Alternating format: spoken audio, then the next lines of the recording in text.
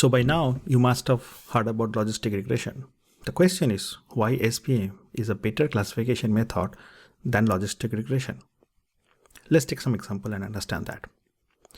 Imagine we have a data set with two variables, x1 and x2, and we can plot the data in a two-dimensional graph, and we can see the data is linearly separable using a line, straight line, right? So we can draw the straight line and we can separate the data. And we can use logistic regression exactly for this purpose to classify the two different type of classes that we have. But what if the data cannot be separated using a straight line? Here is an example. We have a data set which has again two variables, x1 and x2, but we can see these data cannot be correctly classified or separated using a straight line. So how do you solve it using logistic regression? The method is simple. We first look at the data, we plot it.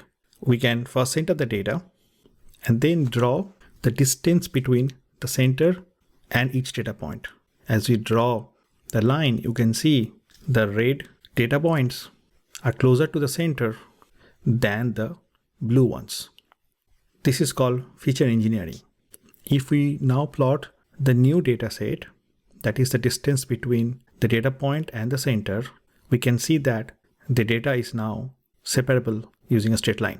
So feature engineering is a tremendous powerful method where we can take non-linear data and transform that to a linear data set, and you can use logistic regression to classify the data correctly. But there are some disadvantages of using feature engineering. So this process is completely manual, it is very time consuming and is hard. But in SVM, we can perform non-linear classification without the manual feature engineering step. So that is the main difference between SVM and logistic regression.